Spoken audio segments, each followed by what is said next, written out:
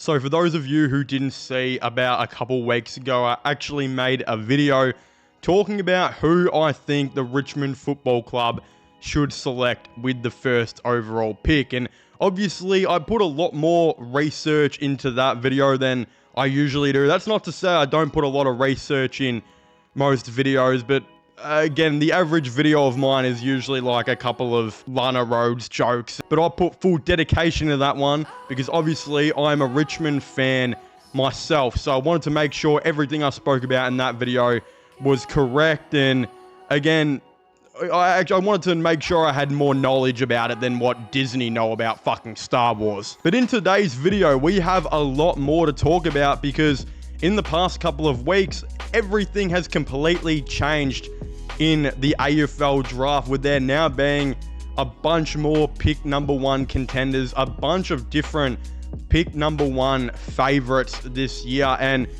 really just a lot to fucking talk about. Again, I could give you guys like a whole entire Netflix documentary about the 888 players that Richmond could probably draft at pick one. It is legitimately that wide open at the moment. It is literally more wide open than Mia Khalifa's.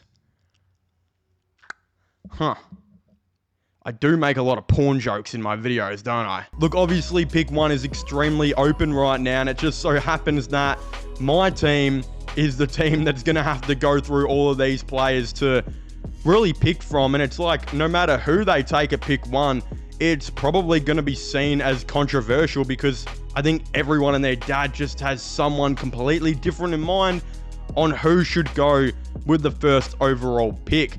So in the last video, again, I highly recommend you guys going and checking it out, but I actually talk about how the top three most likely pick number one candidates are probably going to be Jagger Smith, Finn O'Sullivan, and the guy I think we all thought the Tigers were probably going to take and probably should take, Josh Smiley.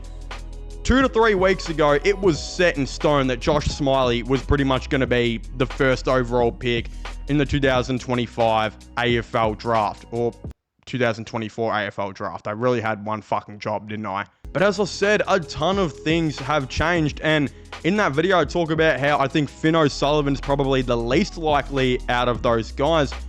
Turns out, there are a lot of people saying that Finn O'Sullivan could actually be the most likely now to go pick one, as his footy in the last couple of weeks is finally getting back up to the status that it was before all of his injuries that he's had in the last year or so. It is finally back up to that 2023 level of footy that he was playing. He actually made his debut for Richmond in the VFL, where he only had about 11 touches, but his first half he really struggled to get in the game. I think he only had like 3 or 4, and then his second half he just went off. I think he kicked a couple of goals in the second half, had a lot more of the ball, had like I think 7 or 8 disposals in that second half. Looked really, really good, but he mainly played like this half forward kind of role for the day and looked really solid doing it, and gives Richmond another thing to look at, considering they have by far the worst goal kicking midfielders in the AFL. I mean, they literally scored like 50 points against St Kilda. Like, even Saints fans will tell you, who the fuck only kicks 50 points against St Kilda? We have no goal kickers, no goal kicking midfielders. Our forwards kind of suck.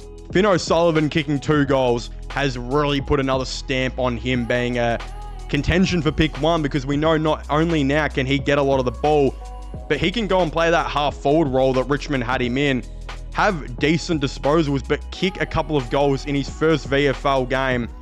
That's not bad at all. So Kel Toomey recently actually just released his Phantom Form guide for August, and with the first overall pick, he still has Levi Ashcroft. As we know, he will not be going pick one because Richmond do not have the rights to him. I mean, he's announced that he will be going to Brisbane as a father-son. Again, it really makes my balls itchy about how annoying that is. But you know what, Ashcroft, I didn't fucking want to watch you anyway. I definitely did. If you want to change your mind, Levi, I would be very happy to watch you on my TV every Friday, Saturday, and Sunday night. But at number 2, we have the one that I think a lot of people expect Richmond to take at 1 now, and that's Jagger Smith, 181 centimetre inside midfielder, who actually trained with Richmond in the VFL and AFL program before the year started.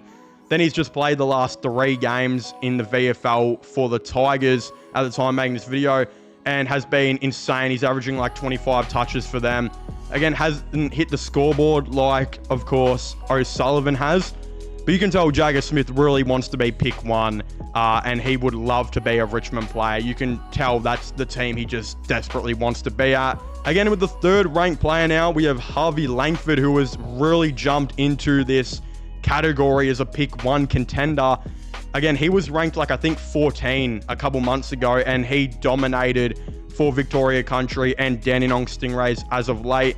He will actually make his debut for the Richmond Football Club's VFL as well. By the time of making this video, he should have already done that, so it's going to be interesting to see how that game is going to go.